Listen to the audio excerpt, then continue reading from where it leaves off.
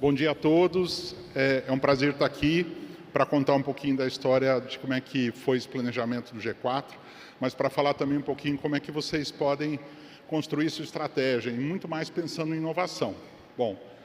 Tenho uma longa história profissional, já fiz mais de 800 projetos diretos de planejamento estratégico, e na minha experiência, existem alguns pontos que são bastante relevantes. Imagine o seguinte, que uma empresa está sendo muito bem sucedida, ela está fazendo dinheiro, está crescendo, está indo muito bem. Ela vai pensar em inovar? Não vai. Não é essa hora, normalmente, ela pensa sempre em fazer um pouquinho mais do mesmo, né? É a inovação incremental, é melhorar uma linha de produto, é expandir a geografia. Achei a fórmula do sucesso e vou começar a fazer esse crescimento. Então, são empresas que estão no modo crescimento e o incentivo para eles para inovar é zero. O incentivo é para ficar fazendo o que elas estavam fazendo. Mas existe também as empresas que estão passando por um momento muito ruim. E ela pensa assim, se eu não gastar a minha energia inovando aqui agora, ou repensando o meu negócio, eu vou ficar onde eu estou, eu vou quebrar. Então, ela tem um outro incentivo, e normalmente é a necessidade que faz com que as empresas inovem. Mas tem outras empresas que elas não estão crescendo, mas estão indo de vento em popa. Elas, então, têm muito medo de mexer, porque o time que está ganhando não se mexe. E tem umas que são piores ainda, que elas acham que estão indo bem, elas são super confiantes em si mesmas, e elas decidem, então, nem olhar para fora, nem olhar para o mercado, nem olhar para o concorrente, porque ela acha que ela está indo muito bem. Pois bem, eu encontrei o G4 num momento assim, estou indo muito bem, estou crescendo bastante. Será que preciso continuar fazendo a mesma coisa? E aqui vem o diferencial, né? Nessa hora em que você está indo muito bem, é a melhor hora para você parar e falar o seguinte, como que eu olho o próximo passo? Porque eu tenho recurso, tenho gente competente dentro de casa, estou indo bem, e normalmente a vida é cíclica, né? Eu vou estar no alto da montanha, o próximo momento normalmente é o declínio. Então, é no momento em que você está bem, que você deveria gastar muitas fichas para pensar em inovação. Só que não é inovação incremental, não é aquela inovação da melhoria contínua, porque essa é uma obrigação para você fazer. Então, normalmente, se o dono da empresa, os executivos não tiverem um incentivo muito grande, interno, uma vontade de assumir risco muito grande, ela não vai fazer nenhum investimento em inovação. E eu encontrei o G4 nesse momento, mas com muita coragem. Estamos indo bem, mas será que a gente vai continuar indo bem assim para sempre? Será que não é um bom momento para a gente pensar no futuro? E tinham muitas alternativas positivas, era só ir tocando as alternativas, só que nem sempre isso é muito bom, né? É no momento em que você está tendo seu maior sucesso que você pode estar plantando o próximo passo do seu fracasso, né? E eu posso falar isso um pouco quando a gente pensa nos mercados. A gente tem que pensar, então, primeiro passo, quando você vai construir a sua estratégia, você tem que pensar em que mercado que eu estou. E o mercado do G4 está no mercado de educação para adultos. E que adultos? Executivos? Não, na verdade, empresários. Se a gente olha o mundo da educação formal, dos executivos de empresários, a gente encontra hoje pessoas com ensino superior, trabalhando CLT, dentro das empresas, em torno de 23 milhões de pessoas. Que mercado grande, né?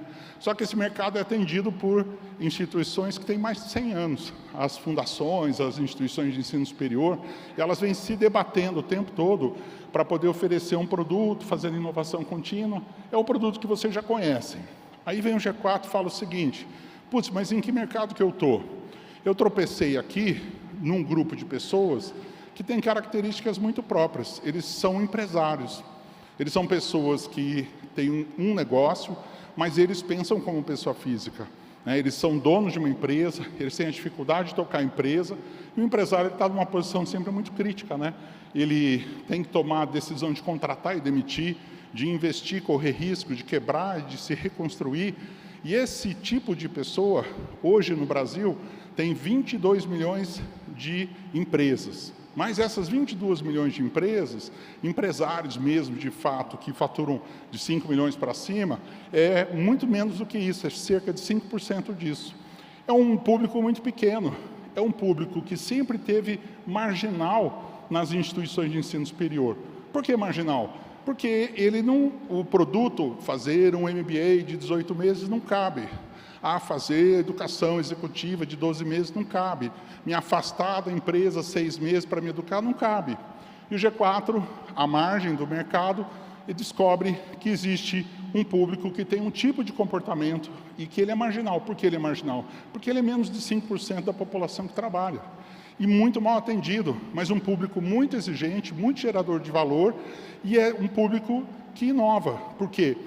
Boa parte dessas empresas, boa parte dos empresários, boa parte de vocês que estão aqui presentes ou assistindo, por necessidade ou por ímpeto, por risco, vão experimentar, oferecer outras coisas, responder a outras dores do mercado, que uma empresa que está indo bem não tem mais coragem, mesmo tendo muito recurso.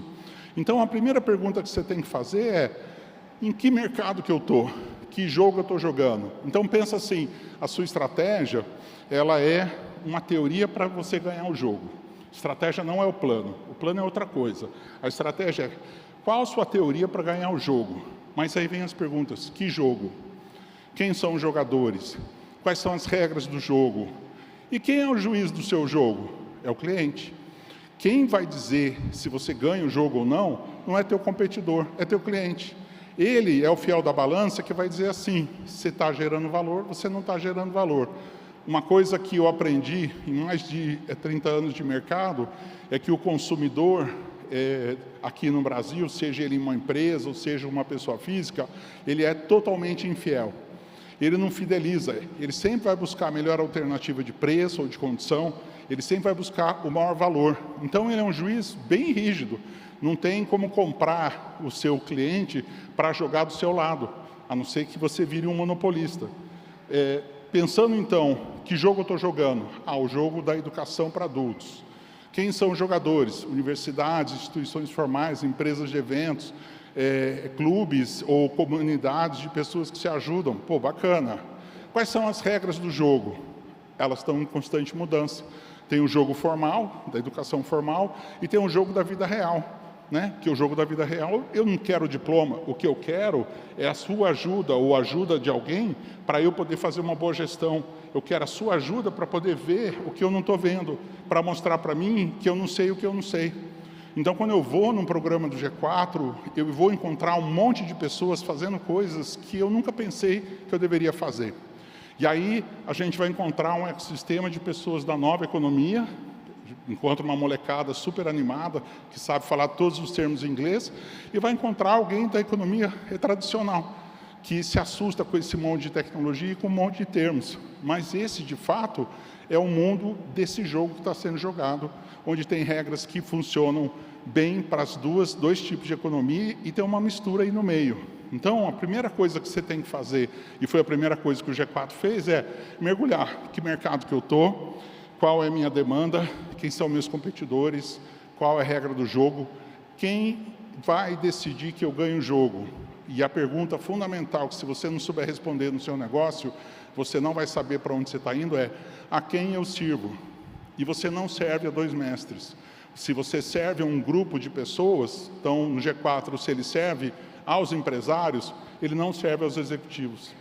O executivo pensa diferente do empresário. O executivo, ele está lá CLT, ele tem a sua carreira, ele pensa: como que eu melhoro o meu passe, como que eu engordo o meu currículo, como que eu gero experiência ou conhecimento para eu poder ser melhor contratado. O empresário não pensa assim: eu estou nem aí para o meu diploma, eu quero saber o que eu tenho, qual a melhor decisão que eu tenho que tomar, porque eu corro risco. Quem vai ter que arcar com as consequências da decisão é o empresário. Então, se eu sirvo ao empresário, eu não posso servir o executivo, porque as entregas são diferentes, o mundo é diferente, as regras do jogo são diferentes. Então, ponto para o G4, fez a escolha certa, ficou amarrado num público, sabe exatamente a quem ele serve, como vocês pensam, o que dói e o que não dói. E quem são os meus competidores? Aí vem o problema. Se eu estou no mercado estabilizado, eu conheço os competidores, eles se mostram, eles falam, mas e quando eu estou no mercado novo, que não tem informação? Não adianta você navegar na internet e procurar uma informação, porque ninguém colocou ela lá dentro. Essa informação está na cabeça do seu competidor. Essa informação está na cabeça do seu cliente. E se você não descer do seu pedestal e conversar com o seu cliente, e entender como funciona o seu competidor, você não sabe que jogo você está jogando. Então não adianta ficar preso dentro de casa, gastando muito seu tempo olhando só para a sua confusão, sem olhar para fora, mas olhar com honestidade. Se tem uma pessoa que tem que ser rigidamente honesta consigo mesmo, é um empresário.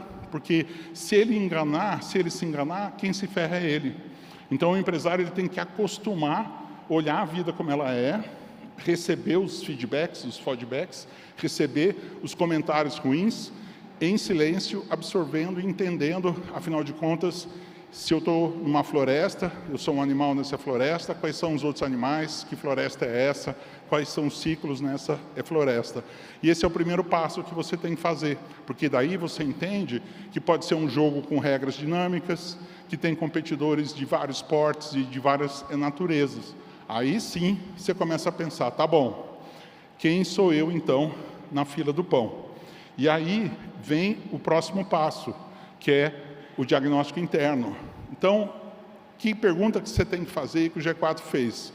Se você, na sua empresa, deixasse de existir, o mercado ia sentir sua falta? Pensa nisso. Fechei hoje a minha empresa, o mercado vai sentir sua falta? E eles fizeram esse exercício.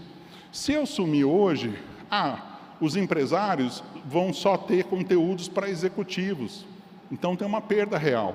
Mas pensa assim, se eu sou inútil, né? Se eu fecho a minha empresa e não vou fazer diferença alguma, Marquinho, tem um problema. Eu preciso pensar de fato naquilo que eu estou construindo e que jogo eu estou jogando, quem sou eu nesse jogo. Então é hora de você mergulhar dentro de casa. Mergulhando dentro de casa, você vai ver as suas capacidades, você vai ver que resultados você está tendo lucro. Me lembro até hoje, uma empresa de aviação famosa no Brasil, que o dono ele perguntava o seguinte para os clientes: você voaria numa empresa de aviação que não dá lucro? E ninguém voaria. Por quê? Porque onde eu vou cortar? Na manutenção, é a primeira coisa. Por acaso essa empresa teve alguns acidentes e depois teve que voltar a investir em manutenção para depois voltar a ter lucro. Então, as empresas também, o resultado, a medida do sucesso delas, é se de fato você está gerando um valor suficiente para gerar prosperidade para quem compra o seu produto ou serviço, e se você está gerando valor suficiente para você e para os seus funcionários. Porque se você não está criando valor, se você está no mercado de, vamos chamar assim, de competição perfeita, a tendência a ter lucro é zero, você está destruindo valor. Você não está gastando tempo, o talento seu, o talento das pessoas, fazendo uma atividade que não gera prosperidade para ninguém. Então, aí vem o segundo momento. Tá, quem sou eu na fila do pão? Se eu não existisse, o que ia fazer falta? Que tipo de cliente ia reclamar? Que resultado que eu estou tirando? E aí você compara. Eu entendo o jogo, sei os jogadores, sei as peças, as regras, já conheci o meu juiz, e eu sei como é que eu estou jogando esse jogo. E aí eu consigo pensar, eu estou tirando o maior potencial dessa empresa? E aqui vem um ponto importante. Trate a sua empresa como se fosse uma pessoa. E separe você, fundador, da empresa. Porque o seu ciclo de vida de fundador é diferente do ciclo de vida da empresa. Você começa jovem, cheio de energia, vai construindo, vai fazendo ela crescer. Você muda ao longo do tempo, seus objetivos mudam, mas o da empresa não muda. E você tem que pensar na empresa como se fosse um ser à parte de você. Não pode misturar as coisas. Porque se você não fizer isso, você não consegue responder essa pergunta. Qual é o potencial máximo que a minha empresa pode chegar fazendo o que eu estou fazendo? Será que eu estou explorando o potencial máximo dela? E uma pergunta mais relevante, será que sou eu?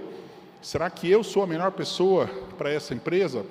Quem tem filho sabe, você não é capaz de oferecer tudo que seu filho precisa para ser bem-sucedido. Por isso que você precisa de mentores, tutores, professores. Por isso que você precisa da experiência. A gente precisa dos outros. Na empresa a mesma coisa. Será que eu tenho as capacidades, os talentos para essa empresa ser bem-sucedido? Mas uma obrigação eu tenho que pensar que essa empresa tem um potencial e qual o potencial máximo que ela tem que chegar. Tendo essa resposta na mão, a gente vai para um momento que é bem delicado, que normalmente é quando eu tenho sócios. E aí eu vou começar de fato a pensar na minha estratégia. Que jogo eu vou jogar? E aí eu preciso sentar com os meus sócios e falar assim, vocês estão afim? Vocês já entendem agora qual o potencial dessa criança? Vocês estão afim? Vocês querem construir junto? E se eles não tiverem afim, ninguém sai do lugar. Porque é tipo pai e mãe brigando pela educação do filho. Um quer uma educação de um tipo, outro quer uma educação do outro. Tem que alinhar. Tem que alinhar. E alinhar não é consenso. Alinhamento é um acordo temporário de futuro, em que a gente combina, tá bom, não é exatamente o que eu queria, não é exatamente o que você queria, mas eu sei que se a gente não estiver alinhado, a gente não vai para frente. Então a próxima etapa é, e eu vou te falar, muitas pessoas falavam assim, nossa, Nápoles, não é melhor conversar com sócios antes para depois falar do futuro da empresa? Como os sócios não sabem o potencial da empresa, eles não sabem quanta força eles vão colocar. Então, o caminho natural é assim, eu tenho um negócio, esse negócio está em qual mercado, jogando que jogo, qual é a minha teoria para ganhar o jogo, de fato, e agora eu sei, como sócio, quanto de energia eu tenho que colocar lá. Então, é a hora do sócio sentar e acordar. E sócio não é executivo, é outro erro comum que você vai encontrar nas empresas. O sócio, a remuneração do sócio, é o sucesso da empresa, que é medido pelo lucro. A remuneração do executivo é o tempo, a hora que ele se dedica trabalhando, que normalmente vem do prolabore ou do salário. São coisas diferentes. Percebe que o dono de uma empresa, ele é sócio, acionista, executivo, e às vezes é o peão que está lá carregando, né? Porque no começo todos nós fazemos tudo, né? A gente cozinha, serve a mesa, né? Limpa a casa, abre, fecha, é o segurança, é o financeiro, é o RH, a gente é tudo. Com o tempo, essas identidades vão ficando claras. Então, para poder fazer, de fato, um exercício de futuro e pensar qual o potencial máximo da minha empresa, eu tenho que separar essas identidades e tem que ter muito claro. E aí, de fato, começa o exercício de planejamento. E como o executivo ou o empresário é um homem ou uma mulher de ação, a gente pensa muito pouco aonde a gente quer chegar. E aqui, a ordem dos passos aqui é extremamente relevante. Primeira parte do exercício, eu preciso fechar meus olhos, imaginar que eu estou 5 anos lá na frente, foi isso que o G4 fez, e eu preciso poder descrever essa empresa nesse mercado, com esses competidores, e como que os juízes estão avaliando a gente. Eu preciso escrever o meu futuro, onde eu quero chegar, antes de caminhar para ele. Nós, seres humanos, só caminhamos quando a gente tem uma visão no nosso destino. É por isso que a gente planeja. É uma necessidade biológica. Sem pensar na direção que você quer seguir, você não caminha. Então, o primeiro exercício aqui é você escrever, e façam isso, que vocês vão ver como é potente. Escreva uma notícia de jornal, falando da sua empresa daqui a 5 anos, onde você está dando uma entrevista e está contando como que você ganhou o jogo. Na sua teoria para ganhar o jogo, que é a sua estratégia, como que você ganhou esse jogo? O que que você fez? A quem você serve, né? Que movimentos, que valor você está entregando, e você conta essa história como se fosse uma notícia de jornal. Tem um cliente da gente que fez esse exercício e escreveu uma reportagem na The Economist, em inglês, né? Ficou perfeita, e mandou para os sócios, e os sócios acharam que era de verdade, distribuíram a reportagem para todo mundo, saímos da The Economist, nós é 10, nós é joia, né? Enfim, tem que ser tão verdadeiro a ponto do seu sócio acreditar, a ponto das pessoas que trabalham com você falar, eu quero trabalhar nessa empresa. E normalmente a gente faz isso, faz a visão. E aí, o que o empresário sai? Sai correndo querer dizer o que ele tem que fazer. Errado. A gente tem que parar, e aqui a honestidade tem que ser radical. Para eu chegar nessa visão, o que me impede? E não pode ser falta. Você não pode usar a palavra falta, né?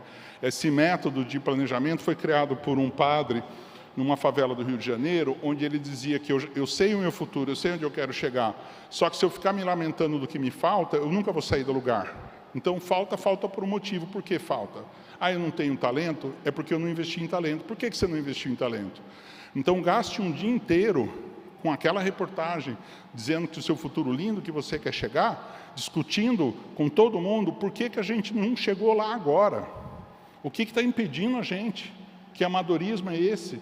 Que capacidades trocadas, investir no lugar errado, pode ser cultural. Eu não assumo risco, nossa organização tem medo, aversão ao risco, ou não sabe testar. vocês têm que identificar o que impede vocês de atingir o futuro que vocês querem.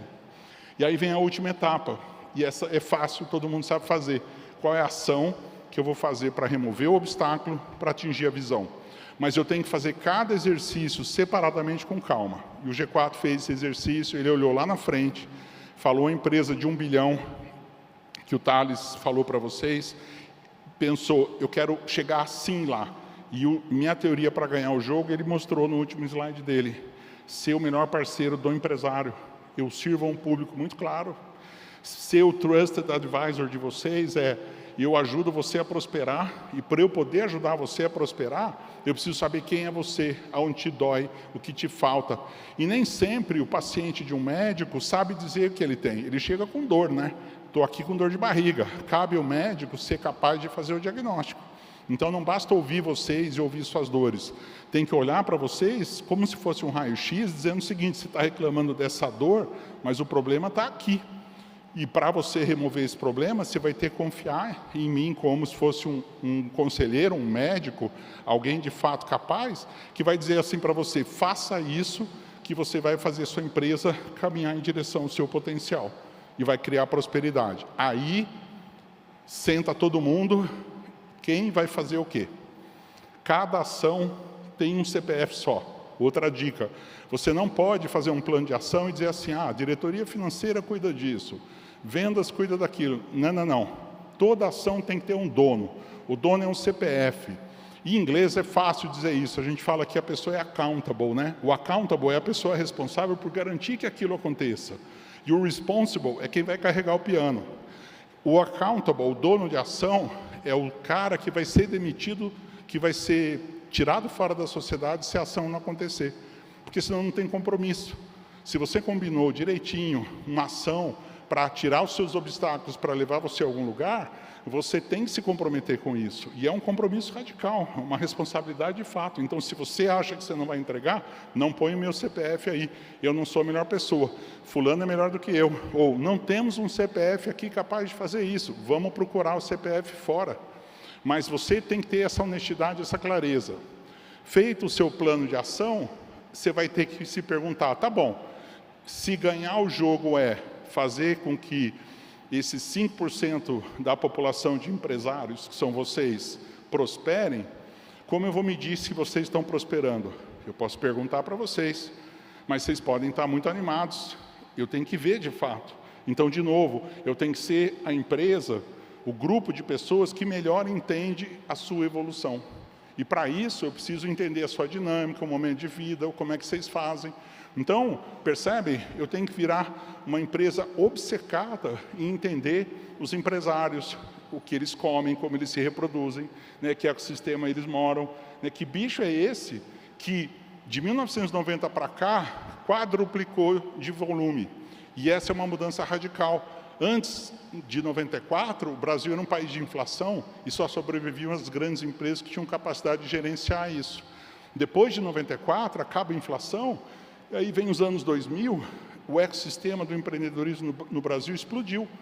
E esse grupo, que era marginal, que era menos de 2% da população de trabalhadores do Brasil, ela sobe para 5%. É pouco ainda, né? Mas já faz sombra. São vocês, são essas pessoas que estão aqui.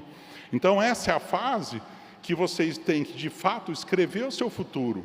Ah, ele vai acontecer? Ele pode não acontecer exatamente como você escreveu, mas se você não tiver uma direção, você não caminha.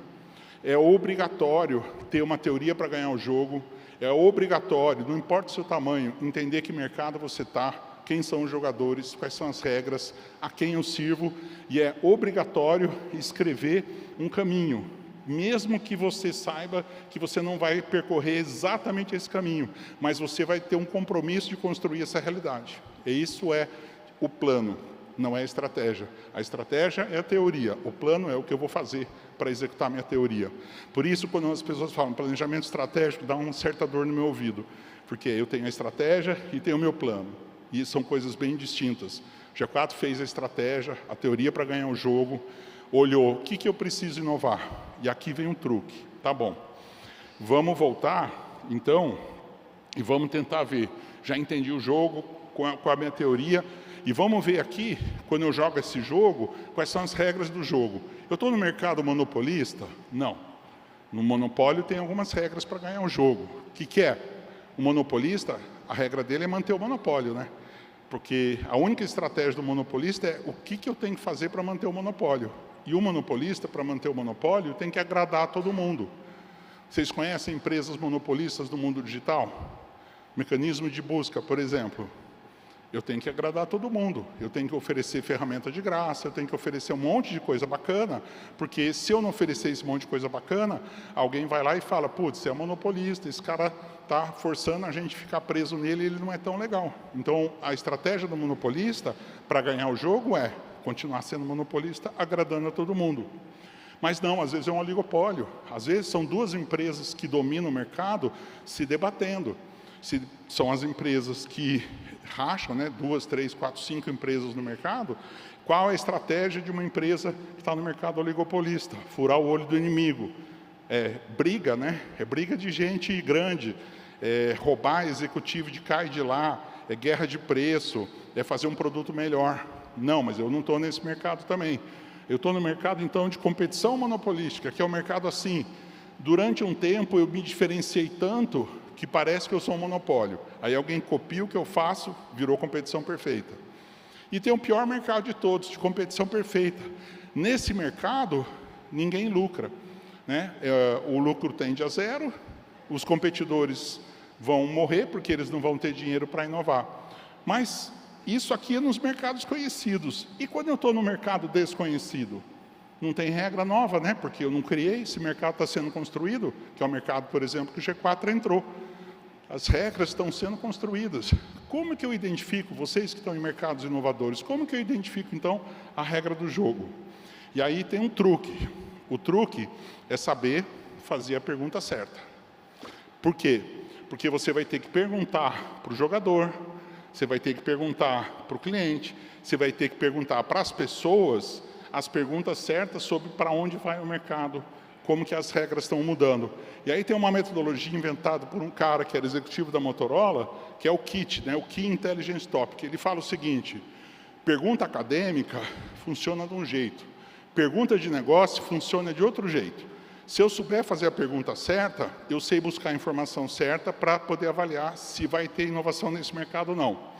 Então, como é que você faz isso? Basicamente, você tem uma pergunta principal que tem que ser respondida com sim ou com não e tem que ser para o futuro e para fora da sua empresa.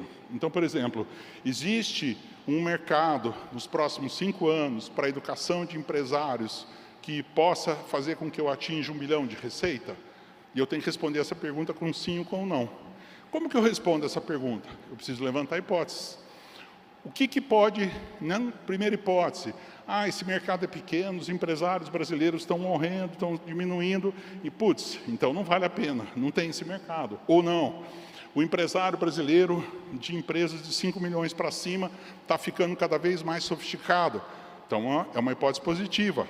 E como é que eu sei isso? Aí eu tenho que conversar com vocês. Assim como você tem que conversar com o público a quem você serve. E quando a gente trabalha com inovação, desculpem, a busca do Google não vai resolver. Por quê? Porque você está buscando alguma coisa que ainda está na cabeça das pessoas, que está no comportamento das pessoas e que não está escrito. Então, a inteligência artificial, as informações existentes, elas vão ajudar você a organizar o seu pensamento. Mas a informação relevante para a inovação, ela precisa ser coletada.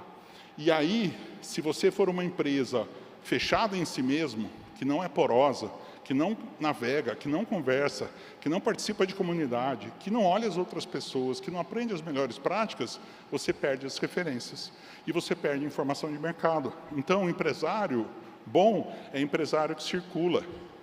Mas eu não posso deixar a operação. Marquinhos, morreu. Daqui a 5 anos, você vai estar completamente defasado, não está vendo o que está acontecendo ao seu redor. Então, reserve metade do seu tempo, empresário, para sair de casa, para falar com o cliente, potencial cliente, para ver competidor, para ver outros mercados, para participar de comunidades, para fazer cursos rápidos, mas para ver experiências de outras pessoas em outros mercados. E esse foi o exercício que o G4 fez. Ele falou, putz, esse mercado não existe, como é que eu respondo isso? A gente gerou um conjunto grande de hipóteses de negócio e a gente foi trabalhar para destruir as hipóteses. A gente queria provar que o G4 não teria um futuro. A gente não conseguiu. Por quê? Porque não tinham elementos para destruir a hipótese. A hipótese é falsa. Então, de fato, existe um mercado. Esse mercado, que são vocês, ele está cada vez mais desenvolvido. Os empresários estão cada vez mais sofisticados. Gerenciar uma empresa é cada vez mais complexo. E o mundo está cada vez mais fragmentado. Tem cada vez mais empresas pequenas e médias funcionando. Então, putz, G4, melhora a sua entrega, porque esse cara vai precisar de coisa cada vez melhor. Então, e aí, o que eu tenho que fazer? Aí, de fato, eu vou pegar os modelos antigos, Porter, né? Isso é um cara bom de ler, antigão, né? Ele fala que o mercado tem fornecedor, cliente, consumidor final, competidor, novo entrante, substituto e regulação. E aqui é a briga no meio onde você está. O Porter escreveu isso lá na década de 60, mas eu posso pensar no mercado novo pensando que esse é o tabuleiro. E o G4, no mundo da educação, é um substituto e também um novo entrante, né? Porque tinha um monte de gente estabelecida no mundo da educação executiva, e eles chegam, né, furando a bolha, escolhendo um público bem seleto. Então deixa eu fazer o exercício pensando num frame para eu poder pensar. Mas tem um outro também. Eu posso olhar para dentro de casa e falar assim, o que eu tenho que os outros não têm? Né? Qual é o valor que eu gero? O que eu tenho que ninguém consegue imitar? E como que eu faço uso desse recurso? Esse cara aqui é o Barney. O Barney é o sucessor do Porter, chama Jay Barney. Então, coisas para vocês estudarem. O empresário tem que estudar. Não tenho tempo, desculpa, mas tem que ler. Para aprender, tem que estudar. Então, vai ler o Jay Barney, vai ler o Michael Porter. Por quê? Porque esses caras ajudam vocês a lerem o mercado. Esses caras ajudam vocês a pensar no seu filho, que é a sua empresa, que merece um futuro. E que a gente se mistura com ele e não pensa nessa empresa como uma empresa que precisa de um futuro. E aí, de fato, eu vou contar 2 casos aqui para vocês. De fato, essas coisas podem acontecer. Vou contar 2 casos de inovação em mercados que não existiam.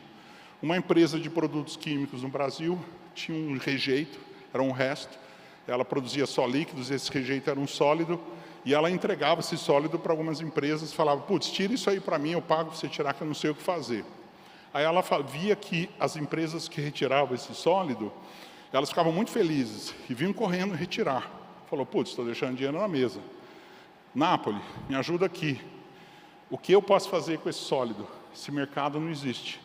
A gente pegou o sólido e, como não tem o dado, né, o que fazer com o sólido na internet? Não tem essa resposta.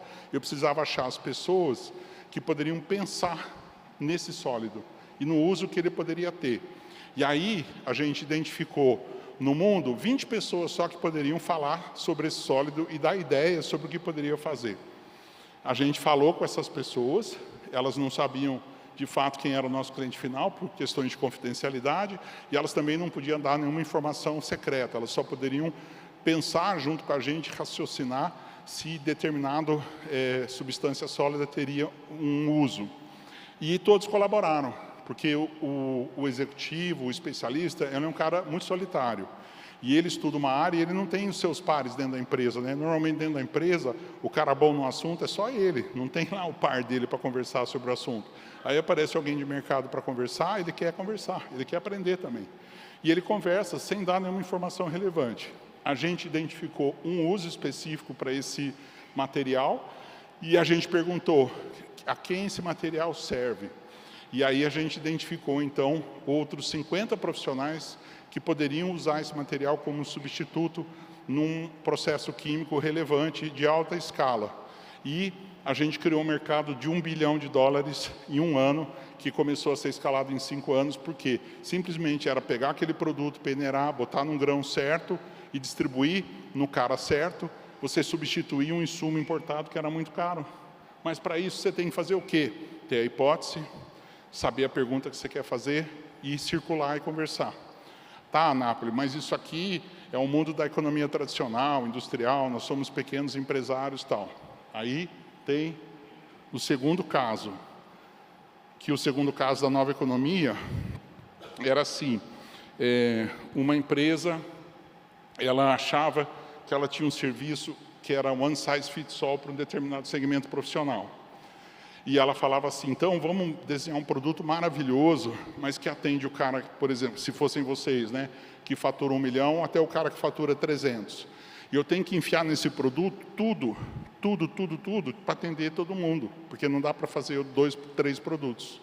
Aí a gente foi e falou com 400 pessoas desse mercado, e a gente descobriu que as gerações veem o produto de forma diferente, que cada geração tinha mais ou menos disponibilidade de comprar um tipo de coisa, e aí a gente então desenhou o produto para cada fase da geração profissional daquela pessoa. Eu não posso falar os nomes por questões de confidencialidade. Eu só queria mostrar que o exercício, ele fez com que essa empresa pudesse lançar toda uma oferta digital baseada na vida longa de um determinado público, pensando que em cada fase ele quer coisas diferentes. E que ele tinha que reconhecer que ele conhecia muito pouco do público ao que ele servia. A gente desenhou os produtos e serviços, ele comprou as empresas, virou uma empresa bilionária, abriu capital, está tendo muito sucesso. Bom, enfim, o que eu quero dizer para vocês é que a matriz Ansoff, né, que é a matriz que o Thales mostrou, é onde eu posso ter novos mercados com novos produtos, diversificar totalmente. Esse local aqui, onde vocês vão atuar, quando a gente pensa em inovação, é um local onde a informação não está disponível. E você, como empresário, tem que se acostumar a ler o mundo com um óculos diferente do mundo que já está escrito, porque o empresário escreve a história. Ele está fazendo o mercado, ele está entendendo a novidade, ele está descobrindo novas necessidades, ele está desenhando a empresa de tal forma que essa empresa consegue avançar num mercado que antes, por exemplo, era marginal. E para poder fazer isso, você tem que estar aberto ao novo e tem que saber assumir risco. Não basta só você ter recurso, você tem que ter método também. E é por isso que vale muito a pena você gastar um pouco do seu tempo, informações adequadas para poder inovar, para que você possa saber como que eu uso melhor o meu recurso para poder olhar a oportunidade de mercado. Então, inovação, de fato, não está escrito. E, por não estar escrito, é muito mais difícil. E aí, quando uma empresa vem, arrisca e faz um belo trabalho de olhar para o futuro, olhando as tendências que não estão escritas ainda, mas que estão acontecendo, as coisas começam a acontecer. No presente, gente, só para explicar para vocês, existem o que a gente chama de fatos portadores de futuro. O futuro acontece no nosso mundo ao mesmo tempo que o passado mais distante. Por quê? Porque as coisas que um dia vão ser tendência, elas estão acontecendo hoje de forma marginal. E como que a gente mede isso, né? Por exemplo, se um grupo de pessoas tem um determinado tipo de comportamento, de consumo, e eles são 3% do seu mercado de consumo, eles são marginais. Mas um dia, isso que pode ser uma coisa muito pequena, ela pode explodir. Por exemplo, veganismo, ou outras tendências de consumo, elas eram marginais. Hoje não são mais, já são mercados grandes. Então, o empresário não pode só ficar atento às coisas específicas do dia a dia dele. Ele tem que olhar aquilo que está fora do alcance do olhar dele. Se um determinado público já é entre 3% a 12% do seu mercado, é um nicho, é uma minoria. Já vale a pena você olhar ele como uma oferta nichada. E se for mais que 12% do mercado, virou mainstream. Aí já não tem muita inovação, aí é melhorar a capacidade de atender esses mercados. Então, vou voltar um pouquinho aqui, só para falar para vocês e relembrar os caminhos que vocês têm que fazer para poder pensar na sua estratégia. Então, começa pensando em que modo que a minha empresa está. Anotem isso. Eu estou no modo crescimento, eu estou no modo problema, eu estou no modo de vento em popa, não quero mexer em nada, ou estou no modo arrogância, eu acho que eu estou bom demais, mas eu não sei nada do mercado. Para essas 4 situações, você tem que pensar o futuro, você tem que pensar a sua teoria para ganhar o jogo. Aí, na sequência, você vai ter que responder muito claramente em que mercado eu atuo. O mercado tem competidor, tem cliente, tem regulação, tem fornecedor, tem substituto aos seus produtos, tem novo entrante, que é a matriz que eu mostrei do Porter. Quem são essas peças? Pensa assim, eu posso brincar que meu mercado é uma floresta, quem são os animais, qual é o ciclo? Tem mercados que o ciclo é de 2 anos, tem mercado que o ciclo, por exemplo, mundo de cosméticos, a cada 2 semanas alguém tem que comprar um sabonete. Então o ciclo de compra é muito curtinho, né? As empresas de venda direta têm, sei lá, de 15 a 20 e tantos ciclos de comerciais, e 1 ano é um ciclo total. Quando você pensa numa empresa industrial, agrícola, é a safra. Quando você pensa numa empresa de petróleo, é a maturação da plataforma de petróleo, que é 20 anos. Então, o seu negócio tem um ciclo. Descreva esse mercado como se fosse um jogo. Qual é o tabuleiro, quais são as peças, quem está jogando, quais são as regras estão mudando, não estão mudando? Depois respondam, a quem eu sirvo? E escolha só eu sirvo B2B, B2C. Eu vendo para pessoa física e para pessoa jurídica. Xiii, Marquinho, vai dar pau. Porque você não está atendendo um público muito objetivamente. É melhor separar os negócios. Esse pedaço da empresa só serve a empresas, esse só serve a pessoa física. Mas você tem que entender quem é o juiz que vai dizer que eu ganhei o jogo, ou que eu perdi o jogo, como ele pensa, o que ele julga, que nota que ele dá. E aí, de fato, eu tenho que olhar competidor a competidor. Quem é o número 1? Eu sou o número 2? Eu sou o número 3? Na sequência, faça essa reflexão de novo. Tá bom. E como que eu estou? Estou ganhando o jogo? Estou perdendo? Então, responda a pergunta. Se eu deixasse de existir, ia fazer diferença? Se a resposta for não, tanto faz eu existir ou não, você tem um problema. Se a resposta não, vai fazer diferença, você já tem uma construção de valor. Que resultado eu estou obtendo? Estou tendo lucro, não estou tendo? Se eu não estou tendo, é deliberado isso, porque você está querendo criar um mercado, ou porque você não está sabendo precificar, não está sabendo operar? Quem sou eu na fila do pão? E, por fim, qual é o potencial que essa minha empresa tem? E a minha empresa não sou eu. O executivo, a empresa e o empresário são pessoas diferentes. O empresário tem que fazer o seu projeto de vida, e o empresário tem que fazer o projeto de vida da empresa, que foi criada para nunca morrer. A gente é finito, a empresa não. E a gente tem que pensar nisso. Por fim, tá bom, já entendi o jogo, agora senta com os sócios. O que a gente quer? O que você quer, o que você quer? Estamos juntos? Vamos fazer essa rodada ou não vamos? Vocês topam mergulhar e assumir risco ou não? Alinhamos. Então, está muito claro que a gente quer ser nos próximos 5 anos, usando verbos de Estado, né? Somos, temos, estamos, somos a empresa número 1 no mercado tal, temos tanto de receita, temos tantas filiais, temos tais produtos, somos vistos pelos nossos clientes assim, assim, assado.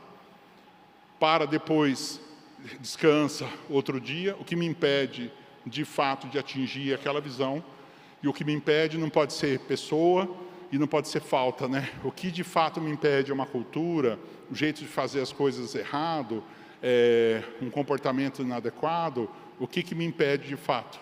A geografia. O que me impede? Eu preciso ser honesto. O que eu vou fazer no outro dia para remover meu obstáculo, para atingir a visão? Verbos de ação, né? Com prazo, data e dono. 1 dono por ação. 2 donos, o cachorro toma 2 banhos e morre de fome. Então, é sempre 1 dono por ação. Dono é CPF, não é área ou departamento. E como é que eu vou medir que eu cheguei aonde eu queria chegar? Esse é o meu recado, e foi isso que o G4 fez. E ele fez isso bem feito, por quê? Porque ele olhou um mercado que está crescendo, que não existe, as regras estão sendo construídas, existe um monte de competidores, eles descobriram que vocês são infiéis, né, que vocês não só compram do G4, mas compram de todo mundo também, e que vocês comparam as ofertas. Portanto, ou ele é bom no negócio, ou ele está fora, né? Ou ele atende e faz você prosperar, ou ele está fora. Então, tem que ser amarrado em nome de Jesus, em fazer vocês prosperarem, uma obsessão em construir essa capacidade de olhar para vocês, entender o que falta para vocês e, de fato, oferecer as ferramentas, que são os saberes, os conhecimentos, as habilidades, que é o saber fazer, e as atitudes. Porque, às vezes, o que falta no empresário é a atitude. Não é, às vezes, ele sabe o que ele tem que fazer, ele sabe fazer, mas ele está borocochô, porque ele é o único ali naquela região, ou porque ele não tem pessoas para poder ver, se espelhar e ter um senso de pertencimento que faça com que ele se orgulhe daquilo que ele está fazendo. E a isso o G4 entrega, que é o saber fazer e o querer fazer. E esse é o meu recado para vocês. Obrigado, até logo.